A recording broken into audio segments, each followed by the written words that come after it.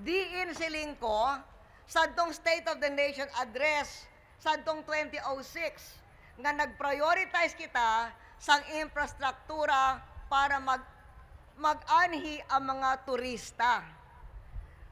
Kaupod naman ang Bacolod nga nakaagom sang benepisyo halin sa infrastruktura sang cyber corridor para sa ICT, kag call centers, kag outsourcing. Silinggid sa prayer ni Monsignor Rivas, ang lack of opportunities, ang opportunities maghalin sa mga bag-o nga industriya sa Bacolod. Og ang bag-o nga airport sa Silay. Gani, kaupod naton subong ang mga opisyal sa Silay kag Talisay. Ang bag-o nga Silay Airport nga natapos adtong Enero. Nag-groundbreaking kaganina kita sa bag-o nga kalsada para mas lapit ang airport sa Bacolod.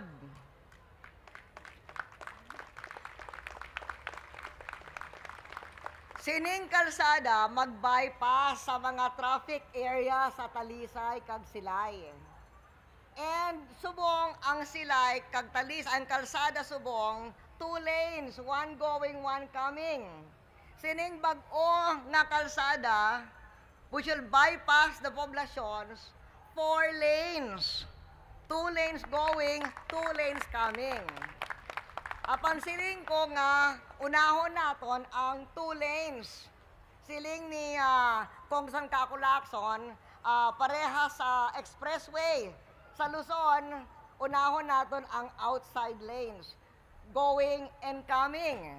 So, ang 4 lanes, siling sang DPWH, mahuman sa 16 months. So, tani,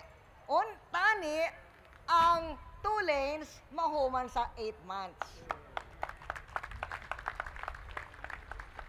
Ang Roro naman, nag-aadto hindi na lang sa Iloilo, sa lugar ni Congressman Gonzales, subong sa atong Western Nautical Highway.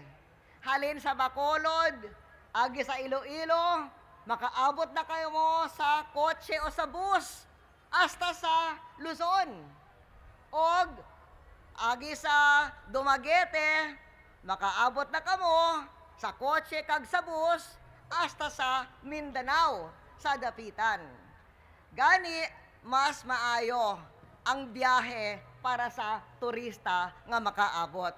Diri sa ato mga okasyon, parehas sa ato okasyon, subong sa Mascara Festival.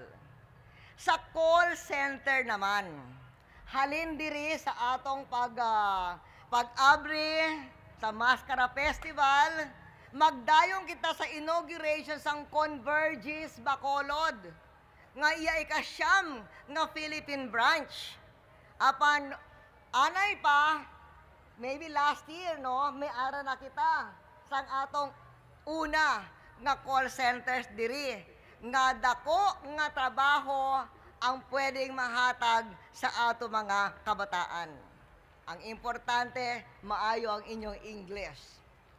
Sang nagsaka na ang inyong ekonomiya, tungod sini ang isang rason nga sa pag-abot sa mga turista, pag-abot sa mga investments, pareha sa Convergys, ang nagkubos ang rebelyon nga nagtubo sa tong dekada 80. The communist rebels used to impede the progress and development of a number of rural areas. Og diri, di ba, nagamarcha pa sila, diri mismo, sa syudad, sa sentro sang Bacolod. And they are responsible for a wide range of human rights abuses. Bacolod will become even more a tourism destination, even more a call center destination, because we are succeeding in putting a stop to their ideological nonsense and their criminal acts once and for all. So congratulations sa mga Bacolod doon. Gani, against the gale force winds of the global economy, we remain bullish on Bacolod. We remain optimistic about your future. Gani, ang atong maskara are faces of hope and smiles, and they will hopefully reflect the real faces of the people of Bacolod. Gani, isang dungog para sa akon to be able, halin sa entablado, hindi na lang sa audience, to be able to declare this maskara open. Maling payon nga festival sa inyong atanan.